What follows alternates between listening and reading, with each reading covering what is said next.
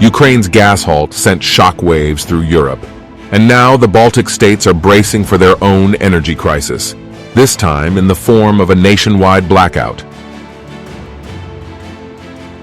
Estonia has sounded the alarm, urging citizens to prepare for power outages as it severs ties with Russia's BRELL energy system.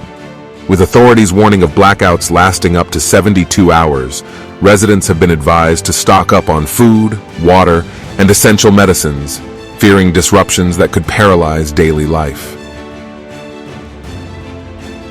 The move is part of a larger effort by Estonia, Latvia, and Lithuania to break free from Russian energy dependence.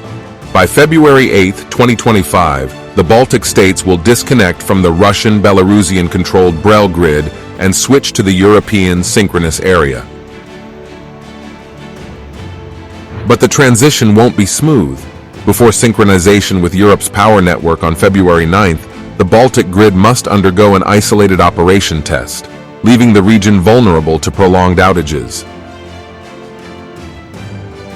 Kristen Michal, Estonia's prime minister, acknowledged the risks, admitting that the transition could leave the country without power for 3 days. The warning has sparked panic buying of generators, with ERR news agency reporting a surge in demand. Meanwhile, Estonia's rescue department has issued emergency guidelines: 3 liters of water per person per day, non-perishable food, candles, flashlights, and even board games to help families endure the darkness. Latvia and Lithuania are taking similar precautions as their citizens prepare for the same disruption. The decision to abandon BRELL is as much a political move as it is an energy shift. The Baltic nations have long sought independence from Moscow's influence, and this severance marks a decisive break. Their official withdrawal was announced in November 2024, with a strict February 8th deadline.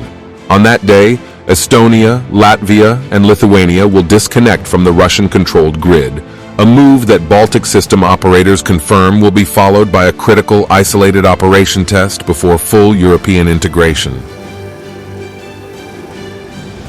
The European Union has pledged €1.2 billion to fund the transition, covering 3/4 of the total cost.